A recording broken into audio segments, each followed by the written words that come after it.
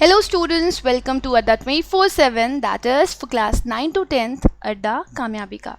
स्वागत करती हूँ मैं आप सभी लोग का Adda 24/7 के इस चैनल पे दैट इज़ योर्स अड्डा एंड कामयाबी का अड्डा। सो स्टूडेंट, आज का सेशन बहुत इम्पोर्टेंट है और आज के सेशन में हम लोग पढ़ने वाले हैं एक पोम जिसका नाम है द बॉल पोम। सो इस पोएम को स्टार्ट करने से पहले मैं एक बहुत ही स्पेशल चीज़ आप लोग को दिखाना चाहती हूँ। जैसा कि आप लोग को पता है कि आज 2 अक्टूबर है, सो आज के दिन we will remember our Mahatma Gandhi ji. तो आज शुरुआत करते हैं हम लोग हमारे सेशन की उनके एक ब्यूटीफुल कोट के साथ, जिसमें वो कह रहे हैं live as if you were to die tomorrow and learn as if you were to live forever. अगर तुम्हें अपनी जिंदगी जीनी है तो इस तरीके से जियो जैसे कि तुम मरने वाले हो कल ही। अगर तुम ये सोच करके अपनी जिंदगी जियोगे कि तुम कल ही मरने वाले हो तो तुम्हें लगेगा कि आज का ही दिन है मेरे पास, आज सब कुछ कर लेते हैं। और जब तुम्हें कुछ सीखना है तो ऐसे सीखो कि आज तुम लर्न करोगे तो तुम्हारे वो आने वाले फ्यूचर में टाइम में मदद करेगा। सो जब तुम्हें कुछ सीखना है तो तुम इस तरीके से सीखो कि तुम्हारी ज़िंदगी बहुत लंबी है, तुम अमर रहने वाले हो, तुम्हारी ज़िंदगी इतनी बड़ी है कि तुम्हें बहुत सारी जगह पे उस चीज़ की ज़रूरत पड़ सकती है। लेकिन अगर आप ये सोच रहे हो कि तुम्हें अपनी ज़िंदगी सिर्फ और सिर्फ जीनी है, उसमें खुशियाँ चाहिए, उसमें हैप्पीनेस चाहिए, उसमें बहुत कुछ चाहिए, तो इस तरीके से जियो कि जैसे कि तुम कल ही मरने वाले हो। सो ये कोटेशन किसी और ने नहीं बल्कि हमारे महात्मा गांधी जी ने दिया है। और क्योंकि आज 2 अक्टूबर है, आज के दिन हमारे महान महात्मा गांधी जी का जन्म हुआ था, सो आप सभी लोगों को मैं विश करना चाहूँगी आज happy 2 October and happy Gandhi Jayanti. Okay, so अब हम लोग स्टार्ट करेंगे हमारे सेशन को और सेशन की शुरुआत हम लोग करेंगे ये देख करके कि हम लोग आज क्या क्या पढ़ने वाले हैं। सो आज का जो टॉपिक है वो है द बॉल पोएम, यानी कि आपको समझ में आ गया होगा कि ये जो कविता है, ये जो पोम है, वो हमें एक बॉल की कहानी के तौर पर बताई गई है। यानी कि इस पूरी पोएम में हमें एक बॉल के ज़रिए पोएट कुछ एक्सप्लेन करते हुए दिखाई देंगे। ये बुक आपकी फर्स्ट फ्लाइट से ली गई है, ये पोएम फर्स्ट फ्लाइट की बुक में है और ये जो पोएम है ये आपकी 5th पोएम है क्लास 10th की, जिसपे हम लोग पूरी पोएम का एक्सप्लेनेशन देखेंगे। इसमें जो पोएटिक डिवाइसेस आएंगे हम लोग उन्हें भी पढ़ेंगे और साथ में बीच में जितने भी हार्ड वर्ड्स आएंगे उन्हें भी हम लोग यहाँ पर कवर करने की कोशिश करेंगे। समझ में आ गया? तो मैं आप लोगों को ये पोएम पढ़ाना शुरू करूँगी। इसके राइटर कौन है ये बताऊँगी, ये पोएम हमें क्या बता रही है इसका ओवरव्यू दूंगी और ये सारी चीज़ों को एक्सप्लेन करूँगी।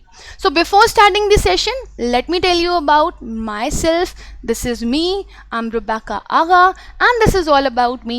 I'm MSc, MA and B.Ed, having got 7 years of experience and have qualified my CTET and UPTET examination. So this is a small intro of mine just for you that you should know who your teacher is. So let me start with the session. Let us put our thinking caps on. अपने दिमाग को एकदम जला करके रखिए, अपने दिमाग की बत्तियों को एकदम जला करके रखिए, ओपन रखिए ताकि आप हर कुछ ग्रास्प करने के लिए तैयार हो।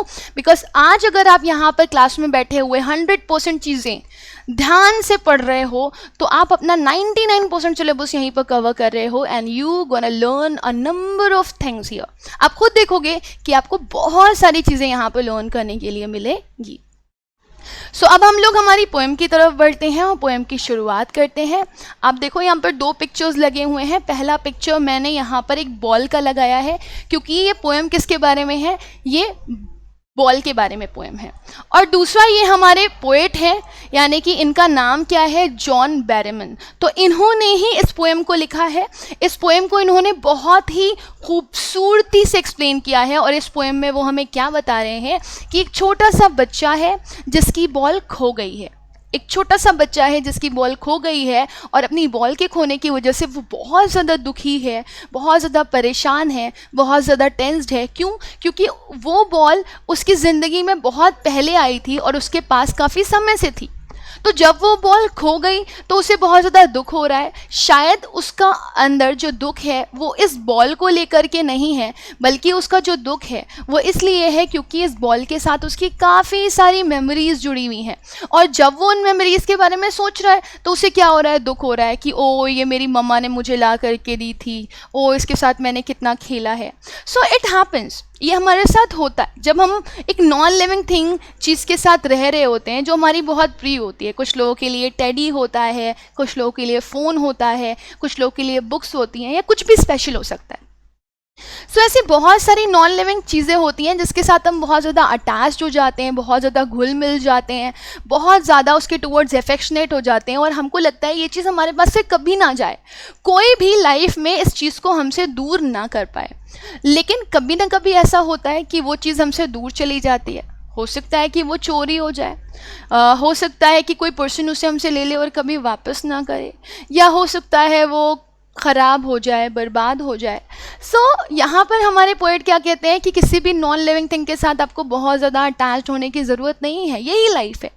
अगर आपकी ज़िंदगी में आपको आगे बढ़ना है तो आप किसी भी चीज़ का मोह मत रखो। स्पेशली जो नॉन लिविंग थिंग्स होती है ना, उनके साथ आपको मोह रखने की ज़रूरत नहीं है। अगर एक चीज़ चली गई है तो दूसरी चीज़ आ जाएगी। हाँ, उसकी मेमोरीज, उसकी यादें आपके साथ हमेशा रहेंगी, लेकिन उस चीज़ पर अगर आप अटके रहे तो आप ज़िंदगी में कभी भी आगे नहीं बढ़ पाओगे। तो वो क्या कहते हैं, वो कहते हैं, वो समझाने की कोशिश कर रहे हैं इस पोएम के थ्रू हम सभी लोगों को कि अगर आप भी किसी चीज़ से बहुत ज़्यादा अटैच्ड हो और वो चीज़ आपसे खो जाती है, आपसे दूर चली जाती है, तो आप उस चीज़ पर स्टिक्ड मत रहो, आप अपनी ज़िंदगी में आगे बढ़ो। क्योंकि ऐसी बहुत सारी चीज़ें हैं हमारी ज़िंदगी में जो हम खो देंगे आने वाले फ्यूचर में। हो सकता है कि वो हमारी प्रॉपर्टी हो, ठीक है, हो सकता है कि वही हमारा किसी ना किसी तरह का कोई पोजेशन हो। तो इन फ्यूचर डेफिनेटली ऐसा होने वाला है कि हम लोग बहुत सारी अपनी ज़िंदगी में चीज़ें खोएं। Okay, but this is the first time for the child, ये बच्चे के लिए पहला एक्सपीरियंस है जब उसने अपनी बॉल खोई है, तो वो बहुत दुखी है। तो ऐसे एक्सपीरियंसेस हमारी ज़िंदगी में बहुत सारे आएंगे, हम बहुत सारी चीज़ों को खोएंगे, लेकिन ज़िंदगी का नाम ही है चलते रहना। तो आपकी ज़िंदगी में अगर लॉसेस हो रहे हैं तो आप उनसे कुछ ना कुछ सीखो, आप उनके साथ आगे बढ़ो, उनसे जुड़े मत रहो, स्टिक्ड मत रहो। ये ज़िंदगी की हार्श रियलिटी है, ये लाइफ की हार्श रियलिटी है। एक ना एक दिन आपको अपने लव वंस को खोना ही है, अपनी लव चीज़ों को खोना ही है, लेकिन यही ज़िंदगी है कि हमें इन सारी चीज़ों के साथ, उनकी मेमोरीज़ के साथ ही आगे बढ़ना होता है। तो यहाँ पर जो पोएट है वो हमें एक बहुत बड़ा लेसन दे रहे हैं कि जो भी हो, life is to go on and on and on. ज़िंदगी हमें बस यही सिखाती है कि हमें आगे बढ़ना है, बहुत आगे बढ़ना है, राइट। तो आई होप एक ओवरव्यू आप लोग को समझ में आ गया होगा, एक ब्रीफ में आपको ये पोएम का एक्सप्लेनेशन मिल गया होगा। अब हम इसको वर्ड टू वर्ड पढ़ेंगे कि यहाँ पे पोएट ने वर्ड टू वर्ड हमें क्या समझाने की कोशिश करी है। सो इस पोएम की शुरुआत होती है जहाँ पर पोएट हम लोग को स्टार्टिंग दे रहे हैं। What does the boy now who has lost his ball? What is he to do?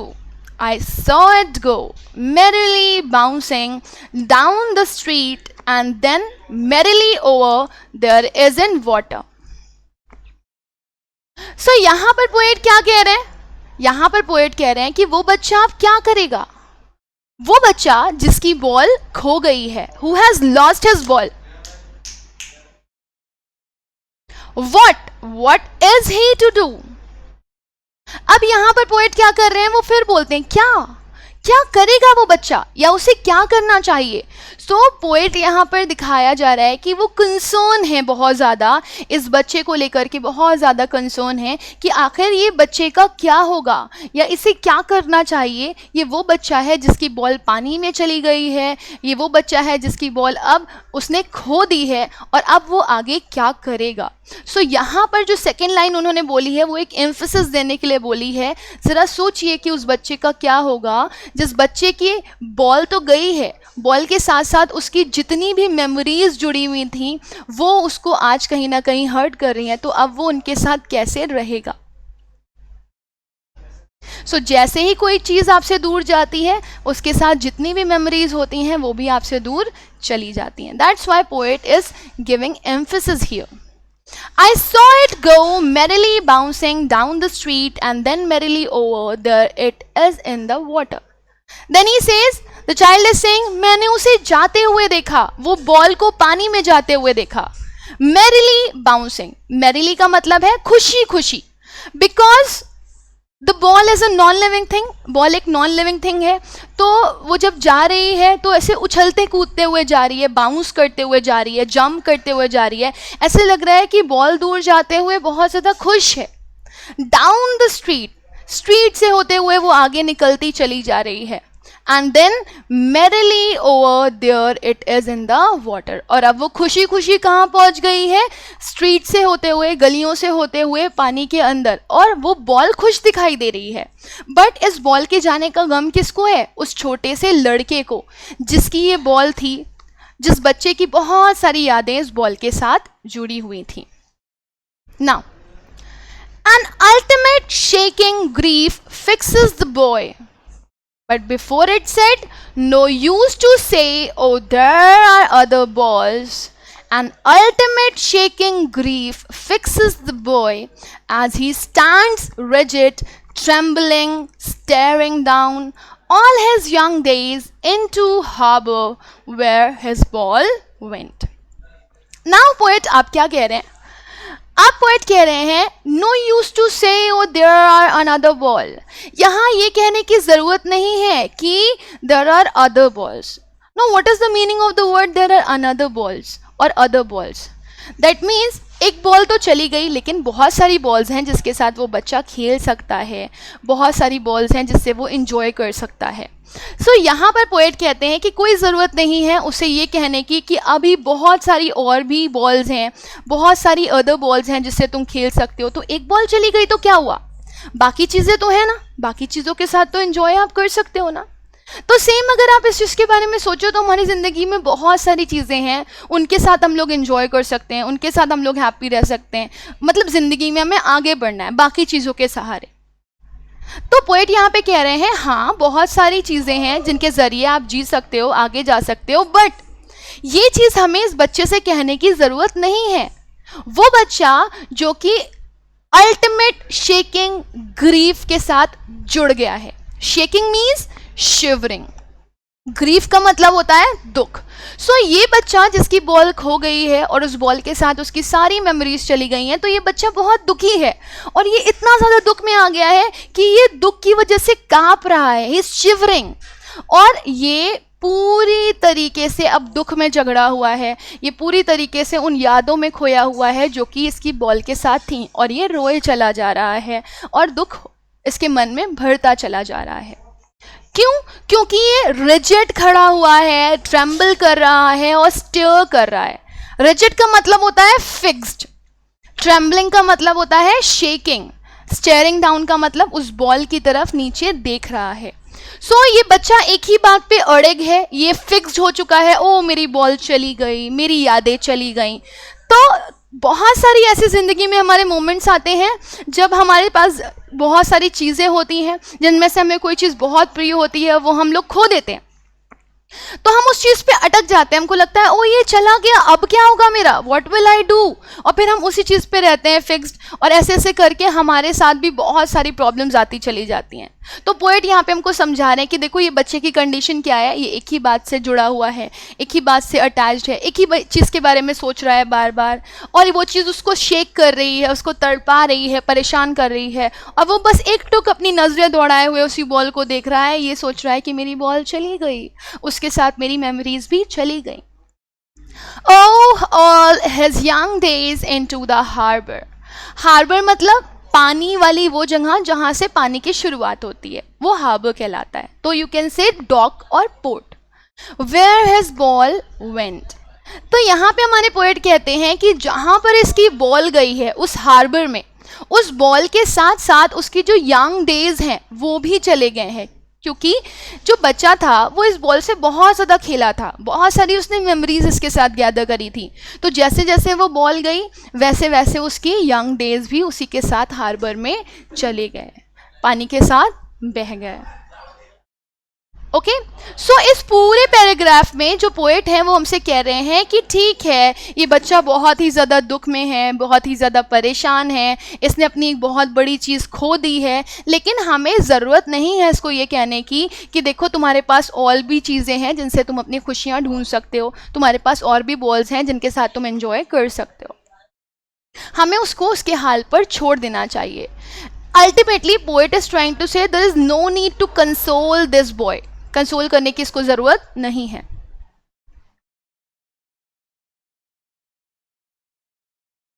I would not intrude on him a dime, another ball is worthless. Now he senses first responsibility. In a world of possession, people will take balls. Balls will be lost always, little boy. Intrude मतलब interrupt, किसी चीज़ में बाधा डालना, या कोई चीज़ अगर चल रही थी तो उसमें आपने आकर के उसमें रेजिस्टेंस क्रिएट किया, ठीक है, इंटरप्शन किया। अ डाइम, डाइम मीन्स होता है 10 cents, this is of USA. जैसे हमारे भारत में पैसे चलते हैं ना, वैसे ही यूएस में सेंट्स चलते हैं, और 10 सेंट्स एक डाइम के बराबर होते हैं। Another ball is worthless, worthless means valueless और यूजलेस। सो यहाँ हमारे पोएट क्या कह रहे हैं, I would not intrude on him, that means the boy is in emotions, बच्चा दुख में डूबा हुआ है, अपनी चीज के चले जाने के दुख में, और पोएट कह रहे हैं कि मैं जा करके उसको कंसोल नहीं करूंगा, मैं उसके इस दुख में इंटरप्शन नहीं डालूंगा, मैं उसके दुख में जा करके उसको ये नहीं बोलूंगा चलो ठीक है दूसरी बॉल आ जाएगी, इसके लिए परेशान मत हो। और एक नई बॉल कितने की आती है, बहुत कम पैसों की, तो तुम परेशान मत हो, मैं तुमको नई बॉल ला करके दे दूंगा। तो पोएट कहते हैं नहीं नहीं, मैं ऐसा कुछ भी नहीं कहना चाहता बच्चे से। वो बॉल जो कि सिर्फ 10 सेंट्स की मिल जाएगी, एक डाइम की मिल जाएगी, अगर मैं जा करके उसको ये बोलूँगा कि तुम्हें एक और नई बॉल मिल जाएगी, बहुत सस्ती, बहुत आसान एक नई बॉल ख़रीदना जो सिर्फ और सिर्फ एक डाइम की मिल जानी है, बट अगर मैं उसको ये जा करके बोलता हूँ तो ये मेरा कहना वर्थलेस होगा, यूजलेस होगा, मेरा उसको उसके दुख से बाहर लाना यूजलेस होगा, वेस्ट होगा। उसको ये दुख झेलने दो। क्यों उसको ये दुख झेलने दिया जाए? Because he senses first responsibility, क्योंकि इसको एहसास है अपनी पहली रिस्पॉन्सिबिलिटी का, ये एहसास कर रहा है अपनी पहली जिम्मेदारी का। ये बॉल जो कि उसको दी गई थी वो उसकी रिस्पॉन्सिबिलिटी थी, उसे उसको संभाल के रखना चाहिए था, तो उसने वो खो दिया, वो अब चली गई। तो वो यहाँ पर एहसास कर पा रहा है कि देखो मेरी ज़िंदगी में एक बहुत अहम चीज़ चली गई। तो अब उसे यहाँ पर उस बॉल की वैल्यू पता चलेगी कि किसी चीज़ को खोने का गम क्या होता है। तो ये तो उसकी ज़िंदगी का पहला एक्सपीरियंस है, ऐसे तो बहुत सारे एक्सपीरियंसेस लाइफ में आएंगे। इन अ वर्ल्ड ऑफ पोजीशन, फिर वो कहते हैं ये दुनिया है ना, ये पोजीशन से भरी हुई है। आने वाले टाइम पे हमें बहुत सारी चीज़ों का सामना करना पड़ेगा, हम बहुत सारी बिलोंगिंग्स को अपनी खो देंगे, बहुत सारे हमारी चीज़ें होंगी जो हमसे जुड़ी होंगी, हमारी प्रॉपर्टी, हमारा पैसा, और बहुत सारे हमारी बिलोंगिंग्स जिनको हम खो देंगे। People will take balls, ball will be lost always. लोग बॉल्स को क्या बोल रहे हैं, या बॉल क्या है? बॉल जैसी जो चीज़ें हैं वो अक्सर खो जाती हैं।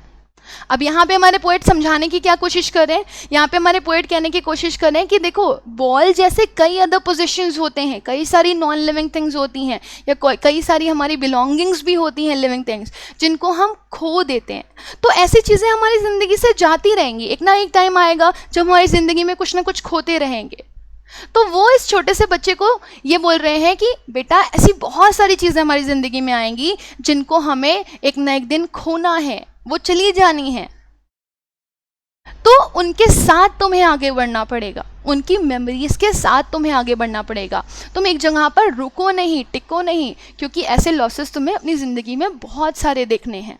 ओके, तो पूरे पैराग्राफ में पोएट क्या कह रहे हैं, मैं बच्चे के दुख में इंटरप्शन नहीं करना चाहता। अगर मैंने उसको इंटरप्ट कर दिया और मैं उसके दुख से उसको बाहर ले आया तो वो उस रिस्पॉन्सिबिलिटी का कभी भी एहसास नहीं कर पाएगा जो कि उसके ऊपर आई थी।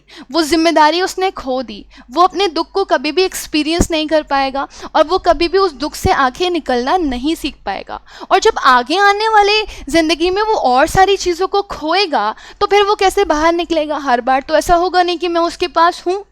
सो ये दुनिया ही है, इसमें आपको बहुत सारी ऐसी चीज़ें खोनी पड़ेंगी और फिर उनके लॉस के बाद आपको खुद उससे उभरना पड़ेगा। सो पोएट यहाँ पर इस बच्चे को छोड़ देना चाहता है कि ये अपनी चीज़ों से खुद बाहर आए, अपने लॉसेस से खुद बाहर आए। बहुत बड़ा मैसेज दे रहा है हमें यहाँ पे पोएट कि हमें भी अपनी ज़िंदगी में जो भी उतार चढ़ाव आते हैं उनसे खुद निकलना सीखना चाहिए। And no one buys a ball back. Money is external.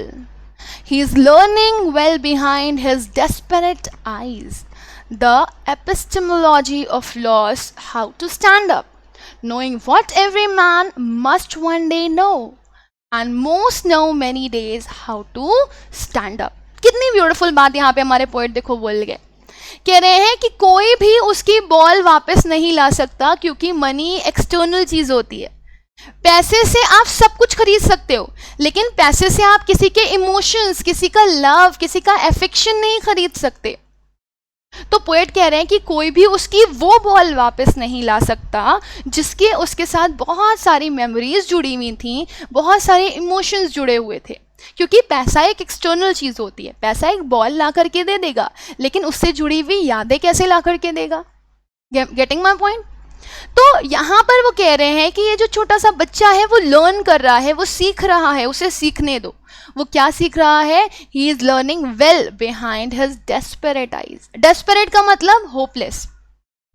जब आप किसी चीज को पाने की बहुत ज्यादा चाह रखते हो लेकिन वो चीज आपको नहीं मिल रही होती, तो यहाँ पे डेस्परेट आईज का मतलब है होपलेस आईज। होपलेस क्यों बोला गया? क्योंकि जो बॉल अब चली गई है वो बॉल अब कभी नहीं आनी। अब इसकी आंखों में सिर्फ और सिर्फ एक होप है जो कि एक्चुअली में कभी पूरा नहीं होना। तो इसकी आंखों में एक सपना है कि काश वो बॉल वापस आ जाए, लेकिन वो कहीं ना कहीं ये चीज़ भी लर्न कर रहा है कि जिस चीज़ का वो सपना देख रहा है, जिस चीज़ के लिए वो बहुत उम्मीद रखे हुए, वो कभी भी सच नहीं होने वाला। वो बॉल कभी भी वापस नहीं आने वाली। The epistemology of loss, how to stand up. ऐसा बहुत बार होता है, मेरे साथ भी हुआ है। कई बार मेरा फ़ोन खो जाता है तो मुझे लगता है काश वो मिल जाए, बट मेरी आंखें जो उस टाइम सपने देख रही होती हैं वो डेस्परेट आइज होती हैं, वो होपलेस होती हैं। क्योंकि जब एक बार चीज़ खो गई और बहुत मैंने उसको ढूंढ लिया, वो नहीं मिल रही है, तो वो चीज़ मुझे नहीं मिलनी, अब वो चली गई। तो यहाँ पर मुझे क्या करना पड़ेगा? यहाँ पे मुझे सीखना पड़ेगा इस लॉस को। एपिस्टेमोलॉजी का मतलब होता है अंडरस्टैंड, किसी चीज़ को समझना, है ना। तो किसी भी चीज़ का ज्ञान लेना, इस चीज़ की समझ लेना, इस लॉस की समझ लेना कि देखो ये चीज़ मैंने अपनी ज़िंदगी में खो दी है, इस लॉस को मैं समझ पा रहा हूँ, और फिर उसके साथ आगे बढ़ना कि हाँ ठीक है ये मेरी ज़िंदगी से चला गया। ऐसे बहुत बार होता है कि हमारी फैमिली में कोई पर्सन हमसे दूर चला जाता है या फिर किसी की डेथ हो जाती है, तो हम उस चीज़ से कभी उभर नहीं पाते। हमको लगता है कि हम क्या करें, हमने इतनी बड़ी चीज़ खो दी है, लेकिन समय हमें सब सिखा देता है, बोला जाता है ना। तो वही है एपिस्टेमोलॉजी कि हम समझ गए कि अब ये चीज़ हमारे पास वापस नहीं आनी, ये चीज़ हमने हमेशा हमेशा के लिए खो दी है, और अब हम उसकी यादों के सहारे जी रहे हैं और आगे बढ़ना सीख गए हैं। सो यहाँ पर भी बच्चा वो चीज़ सीख गया है, इस लॉस को समझ गया है, और अब उसे क्या करना है? उसे ये भी सीखना है कि उसे खड़ा कैसे होना है, उसे अपनी ज़िंदगी में आगे कैसे बढ़ना है। जो चीज़ चली गई अब वो वापस नहीं आनी। Knowing what every man must one day know. अब उसकी जो डेस्परेट आइज़ हैं, जो होपलेस आइज़ हैं, अब वो धीरे धीरे ये भी लर्न कर रही हैं, जो कि एक ना एक दिन हर इंसान को सीखना पड़ता है। हर इंसान की ज़िंदगी में ऐसा पॉइंट आता है जब वो बहुत सारी चीज़ें अपनी ज़िंदगी में खो देता है और फिर धीरे धीरे उसे लगता है ये चीज़ मेरे पास कभी भी वापस नहीं आएगी। सो ये दुनिया काफ़ी हद तक सिमिलर है और हम लोग काफ़ी सेम चीज़ को एक्सपीरियंस करते हैं अपनी लाइफ में। और वो ये भी कहते हैं कि एक ना एक दिन हर कोई एक इस चीज़ को सीख जाएगा, लेकिन कई बार ऐसा होता है, कई सारे लोगों को ये सीखने में बहुत दिन लग जाते हैं कि कैसे खड़ा हो। अब पोएट ने ये बात क्यों बोली? And most no many days how to stand up. कई लोगों को काफ़ी दिन लग जाते हैं सीखने में, क्योंकि कोई ना कोई उनका सहारा बना होता है। तो पोएट यहाँ पे ये कहना चाहते हैं कि जितनी जल्दी आप इस लॉस को समझ जाओ, जितनी जल्दी आप इस चीज़ को समझ जाओ कि आपको उसी के साथ आगे बढ़ना है, तो फिर आप उस चीज़ की तरफ दोबारा नहीं देखोगे और आप अपनी ज़िंदगी को आगे बढ़ा लोगे और आप बेटर तरीके से जीना सीख जाओगे। Got it. सो एक ही लाइफ है, एक लाइफ में हमें हर प्रॉब्लम्स, हर खुशियाँ, हर चीज़ को एक्सेप्ट करते हुए चलना है और अपनी ज़िंदगी में आगे बढ़ना है। सो स्टूडेंट, यहाँ पर ये जो पोएम है वो ख़त्म हो गई, लेकिन पोएम में जो पोएट हैं उन्होंने हमें एक बहुत ब्यूटीफुल सा, बहुत प्यारा सा मैसेज दिया है, जिसको मैं बिल्कुल भी नहीं चाहूँगी कि आप लोग भूलो। हमारी ज़िंदगी में बहुत सारी चीज़ें आएंगी, भले ही वो छोटी छोटी क्यों ना हो। जब हम लोग छोटे होते हैं तो पेंसिल का लॉस, इरेज़र का लॉस, बॉक्स का लॉस, ये भी लॉसेज होते हैं। बट ये सब खोने के बाद हम लोग उससे बहुत कुछ सीखते हैं, लर्न करते हैं, और फिर हम लोग सोचते हैं आगे आने वाले टाइम पे काश हम कुछ बेटर कर पाएँ।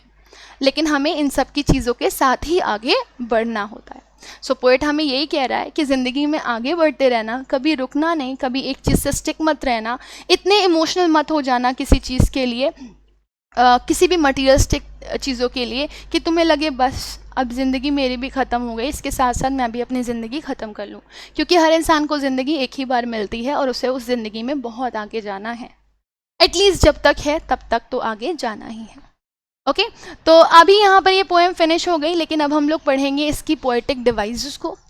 तो हम लोग देखेंगे कि इसमें कौन कौन सी पोएटिक डिवाइस आ रही हैं। लेकिन उससे पहले बच्चों, पोएटिक डिवाइस को पढ़ने से पहले मैं आपको बताना चाहूँगी कि क्योंकि अक्सर मैं राइमिंग स्कीम आपको यहाँ पे डिस्कस करती हुई दिखाई दी हूँ, तो मैं, आप देखो ना, किसी भी तरह का कोई राइम आपको पोएम में नहीं मिलेगा। बॉल, गो, देन, वाटर, बस पोएम चल रही है एक स्टोरी के तौर पर।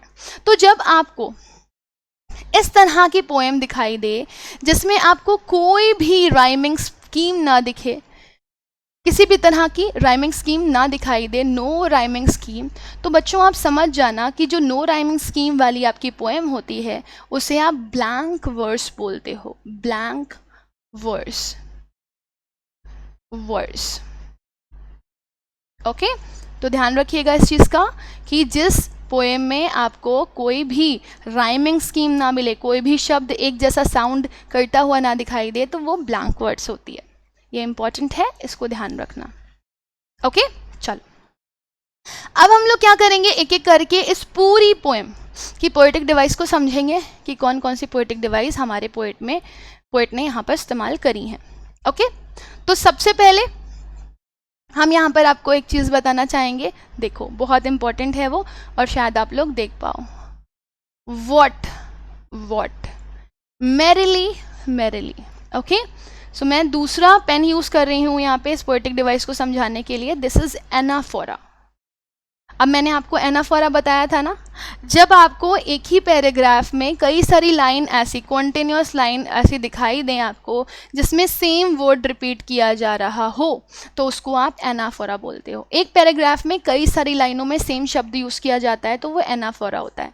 सो वॉट, वॉट और मैरिली, मैरिली, इन दोनों में ही क्या यूज़ हुआ है, एनाफोरा यूज़ हुआ है। ओके, दूसरा एक और यहाँ पर आपको पोएटिक डिवाइस देखने के लिए मिल रहा है, that is repetition. Repetition, okay, repetition. Now what is repetition?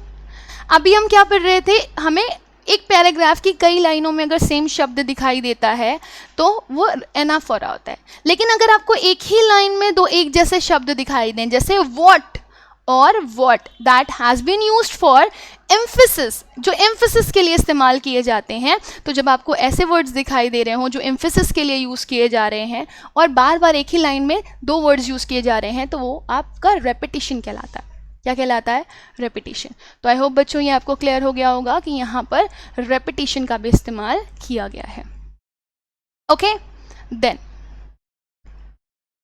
आगे आप बढ़ोगे, आप ये देखो बॉय, इसको मैं कलर चेंज कर लेती हूँ ताकि आपको ज़्यादा अच्छे से क्लियरली समझ में आए। मैं यहाँ पर रेड पेन का इस्तेमाल कर लेती हूँ।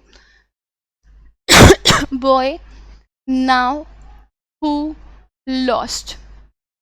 Okay, so if you look at here, तो यहाँ पर इस वाली लाइन में ओ साउंड रिपीट हो रहा है। अब मैं अगर आपसे पूछूं ओ साउंड क्या है, दिस इज वॉवल। तो जब कहीं पे वॉवल साउंड का रिपीटेशन होता है तो आप लोग मुझे बताओ, वॉवल साउंड के रिपीटेशन को आप लोग क्या बोलते हो? वॉवल साउंड के रिपीटेशन को आप लोग बोलते हो एजोनेंस। सो यहाँ पर आप बोल सकते हो इस लाइन में एजोनेंस का भी इस्तेमाल किया गया है। Okay, now We will move ahead and we will look for one more poetic device here that we can see. यहाँ पर आप देखो merrily bouncing. तो merrily bouncing में कौन सी चीज़ का इस्तेमाल किया जा रहा है? ये merrily bouncing किसको बोला जा रहा है? ये बॉल को बोला जा रहा है.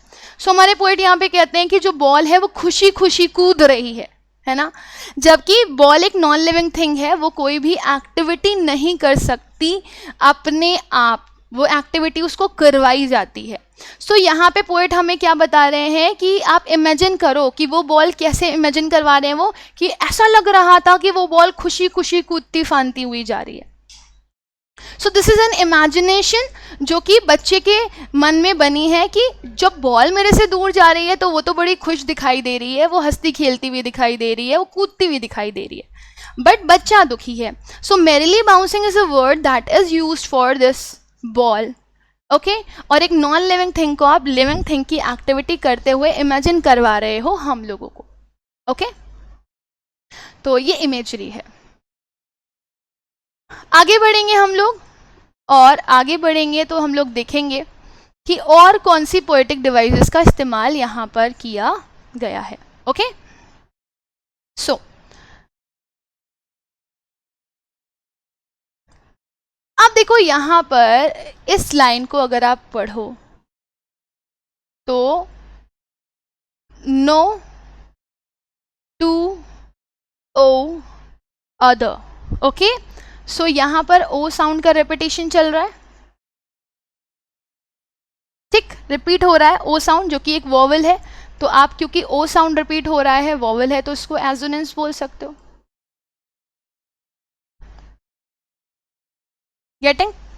चलो आगे बढ़ते हैं.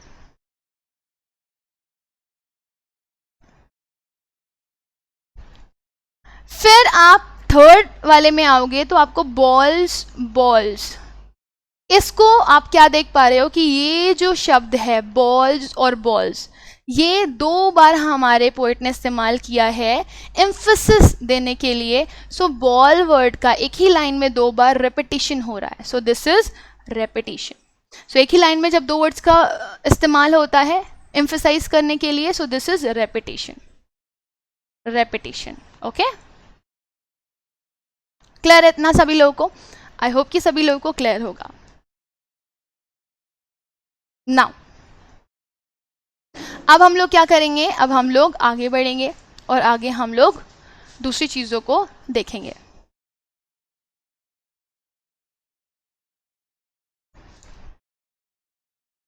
आगे वाली लाइन में देखिए, बाइस बॉल ब्लैक, ब ब ब. दिस इज एलिटरेशन, क्योंकि सेंटेंस की शुरुआत में आपका कॉन्सोनेंट साउंड रिपीट हुआ है तो एलिटरेशन कहलाएगा. सो बॉल, बाइस, बैक सब किससे शुरू हो रहे हैं? ब से शुरू हो रहे हैं. सो आप ये बोल सकते हो कि यहाँ पर एलिटरेशन का इस्तेमाल किया गया है. ओके, आगे बढ़ते हैं. Learning well behind his desperate eyes. So ई ई ई ई, ये शब्द, ये जो आपका लेटर है ई, जो कि एक वॉवल है, उसको बार बार रिपीट किया जा रहा है. और जब वॉवल का रिपीटेशन बार बार होता है तो आप उसे क्या कहते हो? आप उसे एजोनेंस कहते हो. सो ये वाली लाइन में अगर आपसे पूछेगा तो आप क्या बताओगे? दिस इज एलिटरेशन, नहीं एजोनेंस. ओ ओ ओ ओ, ये भी आपका एजोनेंस है क्योंकि ओ साउंड का रिपीटेशन चल रहा है. वोवल साउंड का क्या चल रहा है? रिपीटेशन चल रहा है. इतना क्लियर हो गया सभी लोगों को? यस. नाउ यहाँ तक हमें जितनी भी चीज़ें थी वो क्या हो गई? समझ में आ गई. अब यहाँ पर हमें किसी भी तरह का कोई भी डाउट नहीं है. तो ये थी आपकी पोएटिक डिवाइसेस जो कि आप लोगों ने यहाँ पर पढ़ी. और आपने ऑल टोटल क्या देखा? ये जो आपका पोएम है, इसमें कोई भी राइमिंग स्कीम नहीं है, तो ये ब्लैंक वर्स है।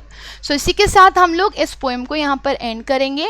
और मैं आप सभी बच्चों से बोलना चाहूँगी, वो बच्चे जो हमारे टेलीग्राम चैनल तक अभी जुड़े नहीं हैं या टेलीग्राम चैनल पे नहीं आए हैं, वो फटाफट इसे ज्वाइन कर लीजिए। ये लिंक आपको यहाँ पर दिया गया है, आप टाइप कर सकते हो या फिर आप डिस्क्रिप्शन बॉक्स से कॉपी भी कर सकते हो। ओके, नाउ एक क्वेश्चन मैं आप लोगों से यहाँ पे पूछना चाहूँगी, that is for this poem, and the question is, where is the ball of the boy?